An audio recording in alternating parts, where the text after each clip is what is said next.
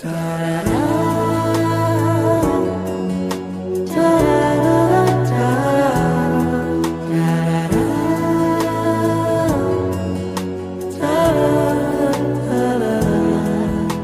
စ်ဆုံးလေးတို့ပြန်တွေ့ပဲပြောထားတယ်တူလန်ငယ်ရတာလေးတွေမထားဖို့ကွယ်လီတွေကလွင်လွန်ထွက်လာသလားမသိတဲ့သူချစ်တဲ့စကားသံလေးတွေကြားမိရဲ့ကိုယ်အခက်ထားတဲ့သူနာရောက်တဲ့ချိန်မှာပြေးရသူကိုပြဖတ်တာပါငါတို့နှစ်ယောက်တွေ့မယ်နေရာလေးမင်းမမီလားပြောနေရင်နဲ့ဆုံးမဝေးတော့တာမချတော့ဘူးပဲမဟုတ်လားဆုံးနေကြတို့ရဲ့စိတ်မများရဲ့ပြည့်နေလို့ပါပဲစောင်းဆိုင်နေတဲ့ချစ်လို့ဆိုတယ်သူအောင်ရောက်နေပါသေးချစ်ရဲ့တို့ရဆုံးနေနေရဒီစိတ်မများရဲ့စိတ်မများရဲ့ပြည့်နေလို့ပါပဲစောင်းဆိုင်နေတဲ့ချစ်လို့ဆိုတယ်သူအောင်ရောက်နေပါသေးချစ်ရဲ့တို့ရဆုံးနေနေရဒီစိတ်မများရဲ့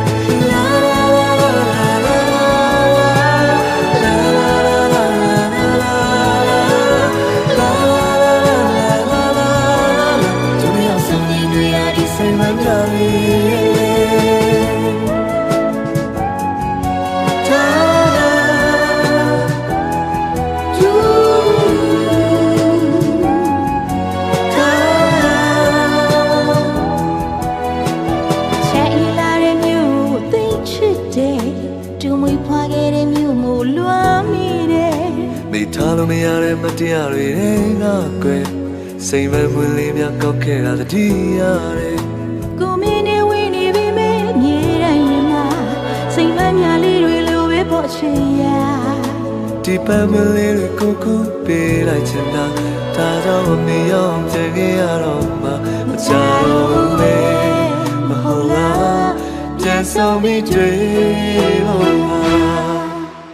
စိတ်မများရဲ့နေတဲ့ချစ်လို့ဆိုတယ်သူအောင်ရောက်နေပါသေးချစ်တို့နှစ်ယောက်ဆုံးနေနေဟာဒီစိတ်မများရဲ့စိတ်မများရဲ့တည်းရဲ့လူပါပဲ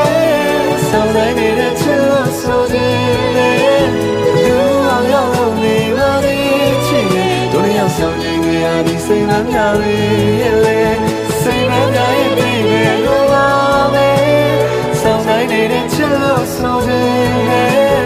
သူအောင်ရောက်နေပါသေးချစ်တို့နှစ်ယောက်ဆုံးနေနေဟာဒီစိတ်မများရဲ့စိတ်မများရဲ့တည်းရဲ့လူပါပဲစောင်းနေတဲ့ချစ်လို့ဆိုတယ်သူအောင်ရောက်နေပါသေးချစ်တို့နှစ်ယောက်ဆုံးနေနေဟာဒီစိတ်မများရဲ့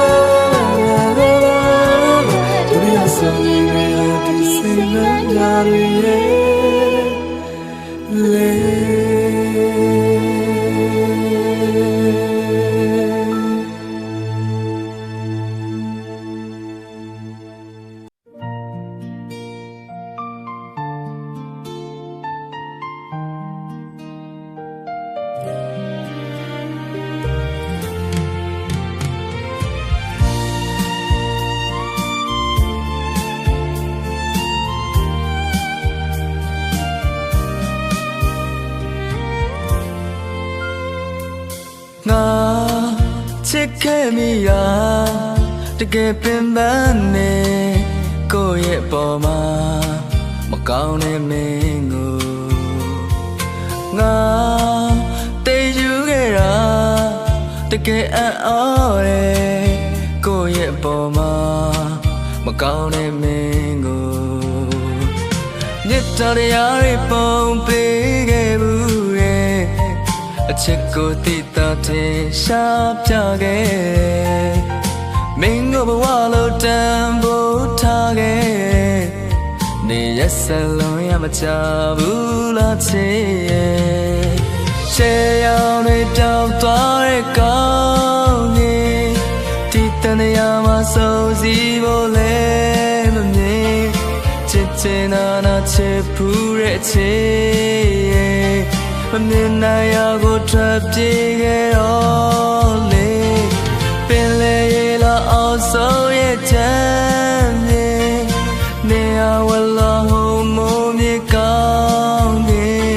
မဆုံးနိုင်ပါလေငါတို့ရဲ့ဘဝတွေတန်ကိုချရကထားတဲ့အတိုင်းလေ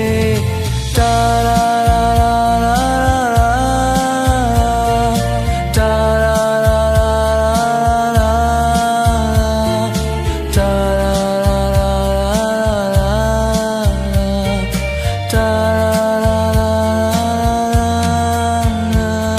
တကယ်ဆိုရင်မင်းဘက်ကသာအမှန်တကယ်ချစ်ရင်တို့နဲ့ရောက်ပါလေမဝေးတော့ဘူးဖြစ်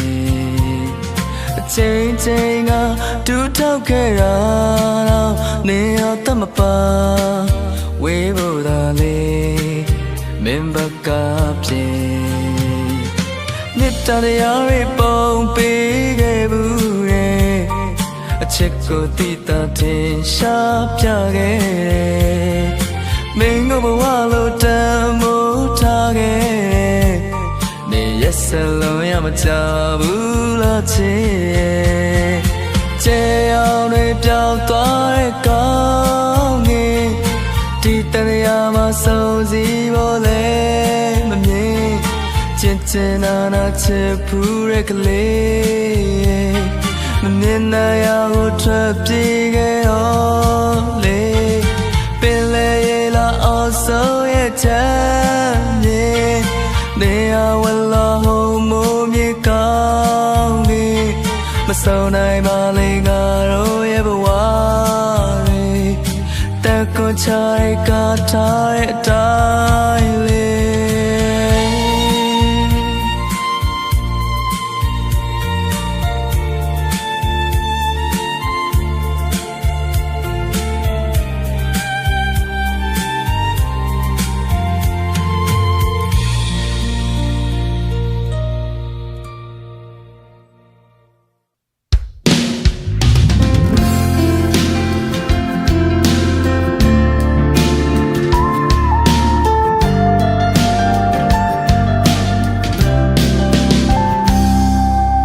ငါဘဝထဲမှာမာတဲ့ဆိုတဲ့အရာကြည်ကြီးမှမရှိခဲ့ဘူးပါမင်းကိုတွေ့လာပြီးတဲ့နောက်ပိုင်းမှာငါရဲ့စိတ်တို့ပြောင်းလဲလို့ဘဝနဲ့ရင်ပြီးမှလိုက်ဖို့ကဖြစ်လာမစင်ကြနိုင်တော့ပါငါရင်ထဲမှာသူ့လိုဖြစ်လာမင်းကိုချစ်တဲ့ချစ်ခွင့်မရှိဘူးလားကြိတ်မိတ်ပြီးဖြေဖြောင်းပြန်ငါကြိုးစားအုံနာတီနဲ့နှလုံးသားတို့လုံဆွဲဝဲကြီးကကြီးမှလို့ရှင်ထိုးလာရဲ့ဒီအုံနောက်ကြီးကြရှုံးနေဒီဘဝဒီများနဲ့တော့မချီလဲနိုင်ဘူးကွာချိန်ချိန်လမ်းခွဲပြီးမှသိလိုက်ရတာပါမေရယာကိုရောက်ဥပါရီကိုလုံးလုံးမင်းကြောင့်ကောင်းနဲ့ထုံးမရတဲ့တခြားတယောက်တွေမလားစိတ်မချတဲ့တန်းနာဆွဲလို့ကျင်လာတဲ့ငါမြင်နေခြင်းနဲ့ဝါနေရင်ပြီးဒီတစ်ခါနောက်ဆုံးမှခြင်းနဲ့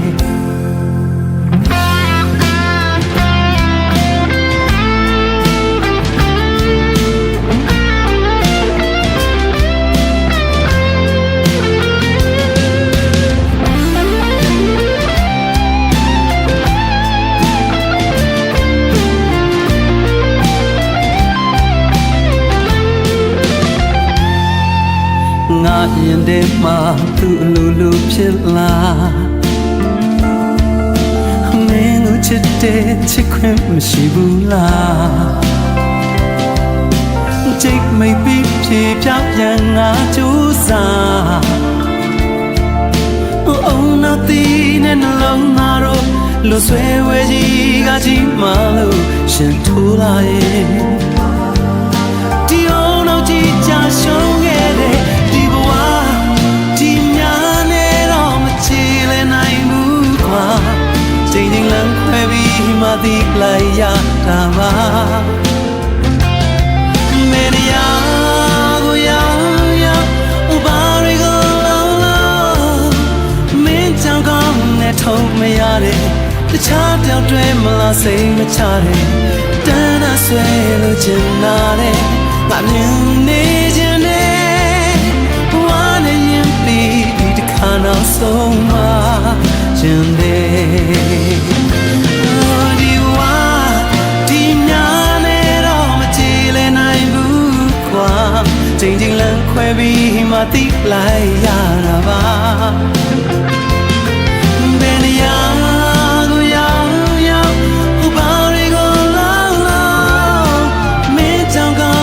ထုတ်မရတဲ့တခြားကြောင်တွေမလားစိတ်မချတဲ့တန်းတာဆွဲလို့ချင်တာတဲ့ငါမြင်နေခြင်းကတဲ့ဝါနေရင်ပြီးဒီတစ်ခါနောက်ဆုံးမှခြင်းလေး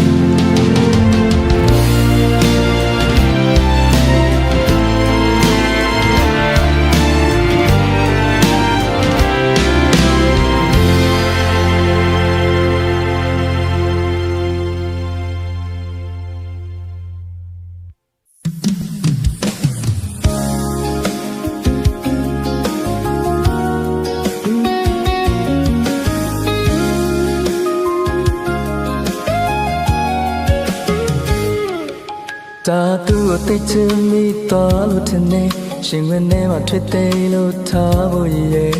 ကိုရဲ့ချင်တာသူပဲတင်လေတပတ်တမို့ယူရတော့မယ်ဒီလိုချင်ရကိုတွေ့တော့ဖြစ်ဖို့မလဲမာယာကင်းတဲ့မိကလေးမို့ချင်မိရတယ်ဟဆောင်ကလေးမနေနိုင်ပါကွယ်တလုံးသားလေးပြတော့မယ်သူ့ကိုချစ်တော့ဖြစ်မိလားကွယ်မချင်ရဘူးလို့ဘယ်သူတွေကထားလဲနှုတ်ရည်ချင်းကိုချစ်လို့ခေါ်လာကွယ်ချစ်တွေနှုတ်ကြတဲ့လက်ဆက်သွားရဲ့မြတ်တရားကိုတဲ့နဲ့လာဆက်တဲ့ခွင့်ပြုပေးပါရင်ခုနချင်းဒီဖို့ရဲ့အချစ်ရဲ့တိတ်ချစ်တယ်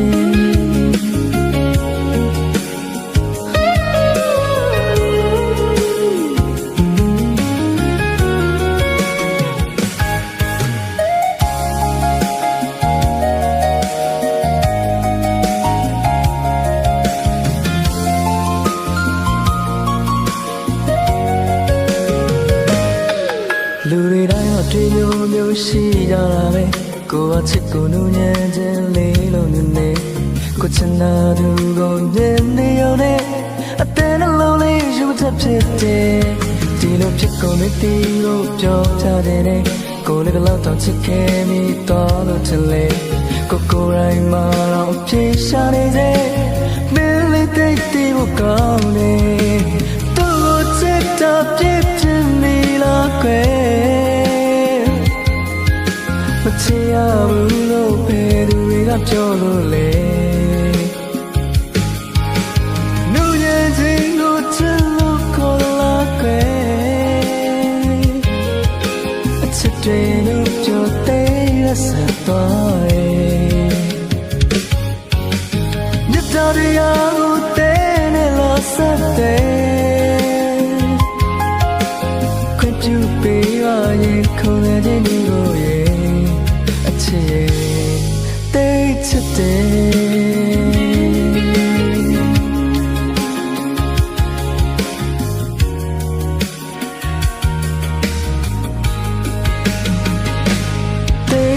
ဖြစ်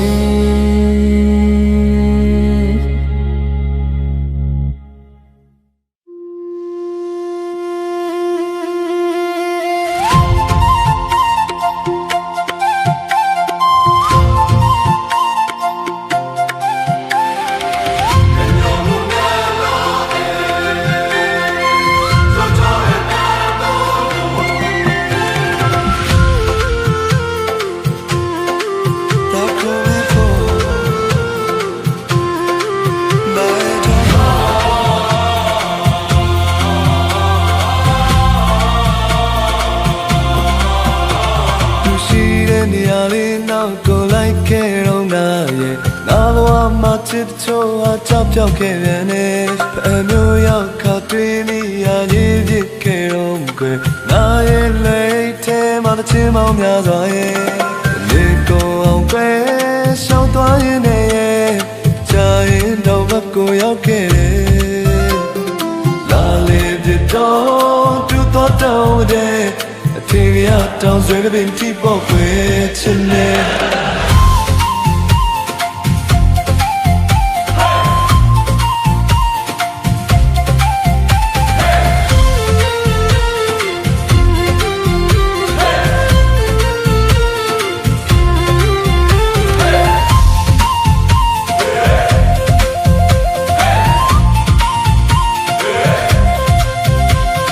ဒါစင်မာတော့ငါဆိုမင်းနဲ့တွေ့ရမယ်အိမ်မက်တလို့ပဲခုတကယ်မင်းနာရောက်နေတယ်ဒီမိန်းကလေးကိုချစ်မိတာတမျိုးလေးတော့ကောင်းတယ်တာရဲ့နိုင်လုံးချီတော့ငင်းလို့တိတ်တန်တယ်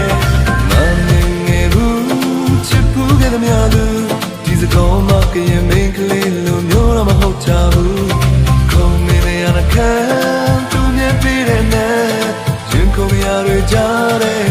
မလို့ရလဲအချစ်ကစားဝဲတွေဘဝတစ်ခုမှများကြီးဖြစ်ခဲ့ခုချာမှမင်းရှိမှဒူးတောင်းရမလို့ပဲ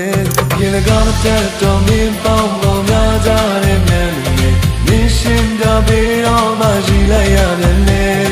ဘယ်လိုသိရှိမှန်းကိုမမမီဘူးကွယ်မင်းပါဖို့တရားနဲ့နဲ့မိရရဲ့ကိုမသိမြင်နဲ့တန်လိုက်ရတော့မယ်တကမဝေးရအောင်နဲ့သူရှိတဲ့နေရာလေးနောက်ကိုလိုက်ခဲ့တော့ငါရဲ့ငါဘဝမှာချစ်ချိုးအချပြောက်ခဲ့တယ်အမျိုးရောက်ခါတွေ့နေရလေးဖြစ်ခဲ့တော့ကွယ်ငါရဲ့လက်ထဲမှာတစ်ချင်းပေါင်းများစွာရဲ့ဒီမိန်းကလေးကိုချစ်မိတာတမျိုးလေးတော့ကောင်းတယ်တာရဲ့နိုင်လုံးကြည့်တော့ငင်းလို့သိတယ်ချစ်ရဲ့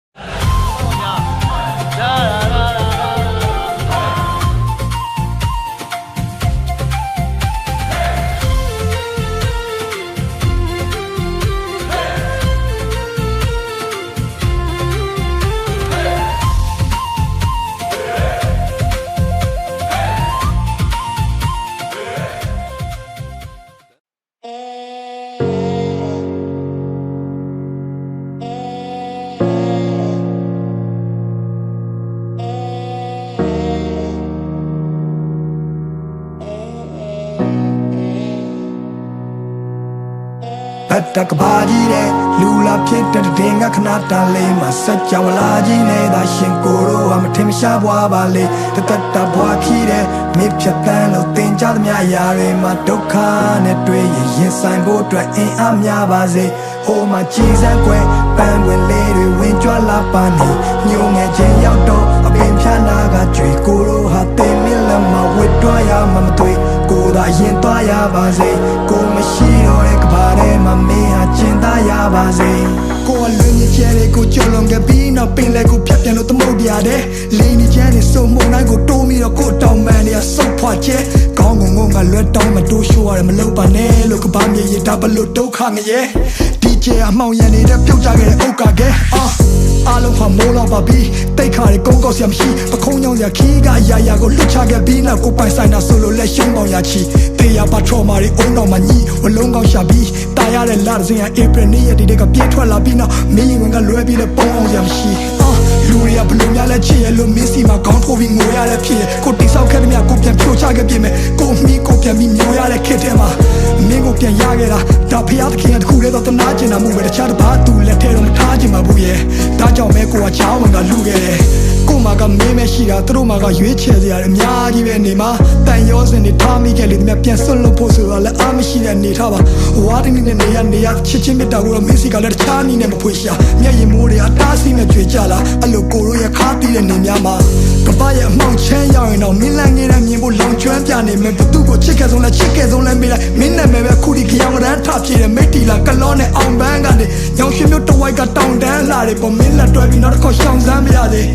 ကိုလိုတူနေမှုရထောင်းနှခမ်းဝါရီကိုကနောင်လာများစွာတဲဖို့ရင်းနဲ့လူပွားကြီးလေကိုစွန်စားခဲ့တဲ့မြနာချီခဲ့တဲ့မြဘသူမှမသိလေ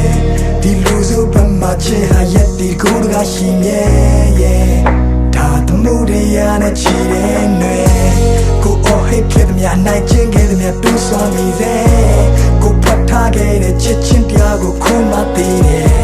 ဒီကဘာကြီးထဲမှာတရှင်ရတာမထူရသေးတယ်မင်းကိုထဆုံးရှုံးရရင်ယူရကြီးရဲ့ကွယ်ယူရကြီးရဲ့ယူရကြီးရဲ့ကွယ်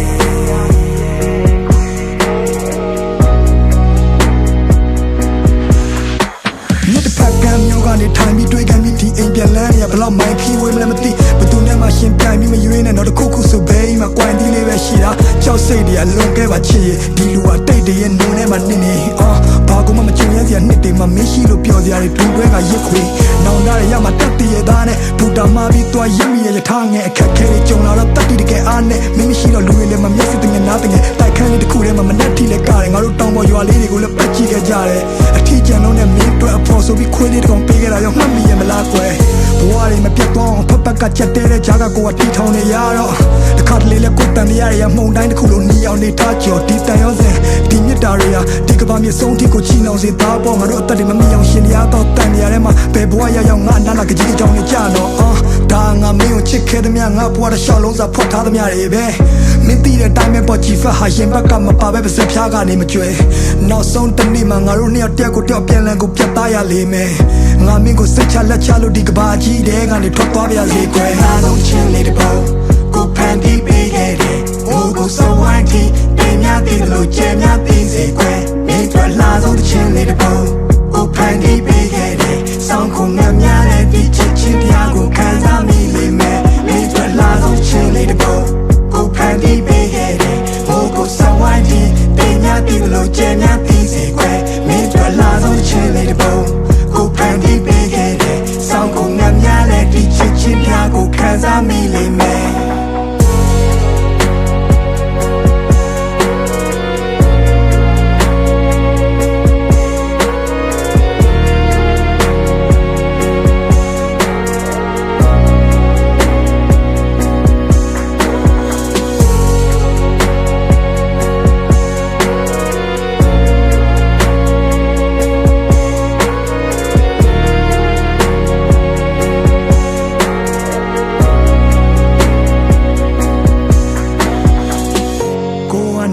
များစွာတဲဖို့ရင်းနဲ့လူဘွားကြီးလေကိုစွန်စားခဲ့သည်များနာချီခဲ့သည်များဘသူမှမသိလေဒီလူစုပမာချစ်ဟာရက်ဒီတကူတကရှိမြဲရဲ့ဒါတမှုတရားနဲ့ချီတဲ့ຫນွေကိုအော်ဟစ်ခဲ့သည်များနိုင်ချင်းခဲ့သည်များတူးဆွမ်းမိစေကိုဖွက်ထားခဲ့တဲ့ချစ်ချင်းတရားကိုခုမှသိတယ်ဒီကဘာကြီးထဲမှာသက်ရှင်ရတာမထူရသေးတယ်မင်းကိုထဆုံးရှုံးရရင်ယူရကြီးရဲ့ကွယ်ကိုတကယ်ယူရကြီးရဲ့ကိုကယူရကြီးရဲ့ကွယ်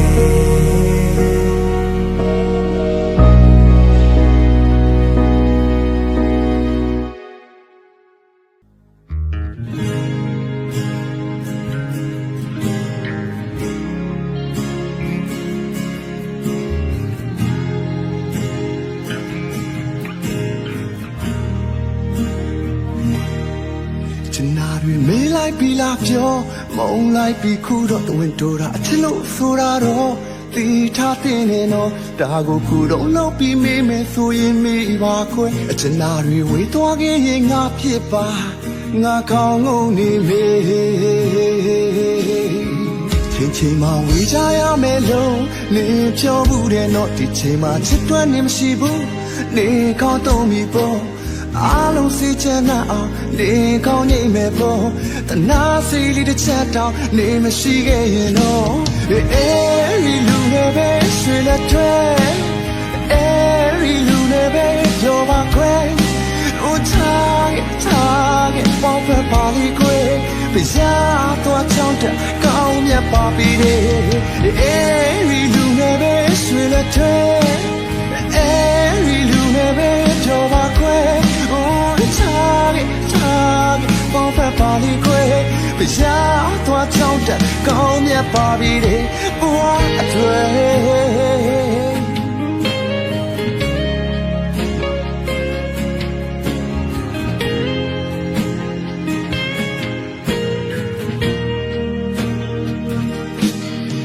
ချိန်မှာဝေးချရမယ်လို့နေပြောဘူးတဲ့တော့ဒီချိန်မှာအချက်တွေနေမကြည့်နေကောင်းတော့မိဖို့အားလုံးစီချင်ရအောင်နေကောင်းနေမယ်ပေါ့တနာစီလေးတစ်ချက်တောင်နေမရှိခဲ့နော်အဲဒီလူနဲ့ပဲဆွေလက်ထွဲအဲဒီလူနဲ့ပဲပြောပါခွဲထားခဲ့ပေါင်းဖက်ပါလိခွဲပြရာတော့ချောင်းတက်ကောင်းမြတ်ပါပြီအဲဒီလူနဲ့ပဲဆွေလက်ထွဲအဲဒီလူနဲ့ပဲပြောပါခွဲထားခဲ့ပေါင်းဖက်ပါလိခွဲပြရာတော့ချောင်းတက်ကောင်းမြတ်ပါပြီဘဝဆွေ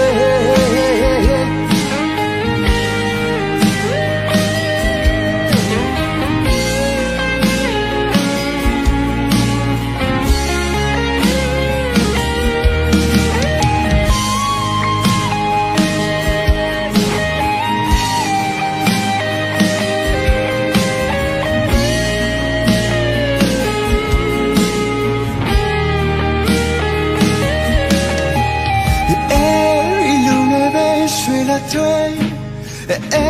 ဒီလူနဲ့ပဲပြောပါခွဲထားခဲ့ပေါင်းဖက်ပါလိခွဲပြရာတော့ချောင်းတက်ကောင်းမြတ်ပါပြီအဲဒီလူနဲ့ပဲဆွေလက်တဲ့အဲဒီလူနဲ့ပဲပြောပါခွဲ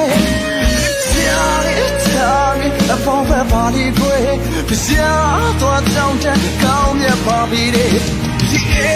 ဒီလူနဲ့ပဲဆွေလက်တဲ့လူနဲ့ပဲပြောပါခွဲနေထားခဲ့ပေါင်းဖက်ပါလိခွဲကြာတော့ချောင်းချက်ကောင်းမြတ်ပါပြီဘဝတွေ့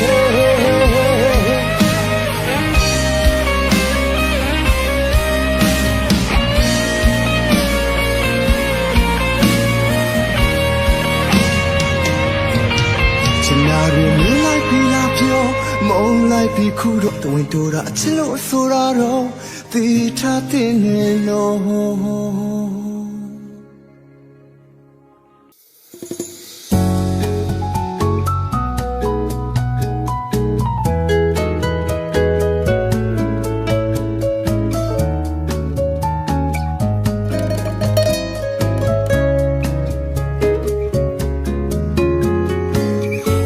ပဲဆုံးပါသွားတဲ့နေရများဒီနေရာမှာချစ်ချင်းမုန်းခြင်းမရှိဘဝဟာပကတိတတ်ငြိမ်ရာရာဆုံးရှုံးလိုက်ရတော့ငါမတွေရသည်ရဲ့တည်ရွယ်လေးလို့ကျွေလွင်ဆွေလာခဲ့ဘူးတဲ့မေရဲ့နာမဟာလေဟာနဲ့မလွင်ပြောက်သွားတော့သွားပြီးကပါကြီးတစ်ဖက်စီလေးတာပြတဲ့ပေါလေးပန်းငယ်ညစဉ်ငါဆိုနေတဲ့ချင်းနေချရှင်မြင်နိုင်မလားကိုလုံးသားလေးတွေပဲတော့ခတ်ထားခဲ့လိုက်ပါတယ်ခံချောင်းလို့သွားတဲ့တည့်ရဲ့နေရများစွာတဲ့လောင်ကျွမ်းလို့ငါနေနိုင်တယ်ဒီကဘာမြေတဲ့နောက်ချမှတီးလိုက်ရတဲ့ဖြစ် ပြန်များစွာရဲ့ဖန်ဆုပ်ခွင့်မရတဲ့ငါရဲ့အိမ်မလေးတွေလေပျောက်ဆုံးသွားပြီပန်းလေးတကယ်ဆိုရင်ရှင်တန်တဲ့ဟာတိုးတောင်းလို့နေတိမ်တွေလိုလေးနေရာကိုလွင်မျောလို့သွားခြင်းပေမဲ့ကိုယ့်ရဲ့ဘဝကိုကြောက်နေဆုံးဖြတ်ရမှခက်နေတယ်အလုံးမတူပါရင်ခုန်ခဲ့ခြင်းများမေးနိုင်မလားစိတ်မှချိတ်ခံစားအသက်ဝိညာဉ်များကမှကြောင်ချောက်ချဆိုရောက်တဲ့စိတ်နဲ့မင်းရှိတော့တဲ့ငွေသက်တိုင်းမှာရေပြောသွားကိုအလုံးသားလေးတွေပဲတော့ခတ်ထားခဲ့လိုက်ပါတယ်ခန့်ချောင်းလို့သွားတဲ့တည့်ရဲ့နေရများစွာတဲ့လောင်ကျွမ်းလုံးငါဒီနိုင်နေဒီကဘာမြေတဲ့နောက်ချမှတီးလိုက်ရတဲ့ဖြစ်ပြန်များစွာရဲ့ဖန်ဆုပ်ခွင့်မရတဲ့ငါရဲ့အိမ်မလေးတွေလေပျောက်ဆုံးသွားပြီပန်းလေးရဲ့